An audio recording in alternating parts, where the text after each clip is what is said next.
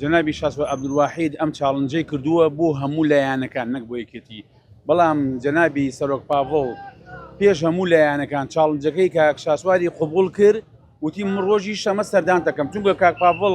سەرۆک پاڤڵ هەموو کاتێ وتوێتی حەزم لە قسە نییە حەزم لە کردارە ئەمڕۆ لەگەڵ یا دانیشتووە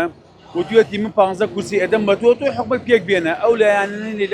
لە دەری لەناو لە دەری حکومەتون ئەدوان بەشداری ئەم چاڵنجەی شاسوە عەبدولواحید بکەن حکومەتێک پێک بێن هەموو کاتێک کاک پاڤڵ لە بەرەی خەڵکا بووە هەموو کاتێک کاک پاڤڵ هەوڵی یاوە بژێوی خەڵک باش بکە ئەم ڕێکەوتنەی شاسوە عەبدولواحید و سەرۆک پاڤڵ لە خانجازی میلەتایە چاکردنی موچە چاکردنی داهات ڕێکردو لە خزمەتی خەڵکا بێت نەک بۆ تەک لایەنە ئەگەر لایەنەکانی کە ئەوانە لە دەروی حکومەتون بەشداری ئەم چاڵنجە بکەن و بەشداری ئەم پێکەنانی ئەم حکومەتە بکەن لە خانجازی خەڵکایە هەموو کاتێ سەرۆک پاڤڵ هەوڵی یاوە نێوماڵی کورد ڕێک بخاتوە لە خانجازی میلەت سەرۆکیەتی نیشتیمانی کوردستان وەڵای من زۆر سپاس یەکەم دەستخۆشی یەکەم هەموو کاتێ دەست پێش خەر بووە بۆ ڕێخستنەوەی نێوماڵی کورد هەموو کاتێ هەوڵی داوە لە خانجازی میلەتەکەی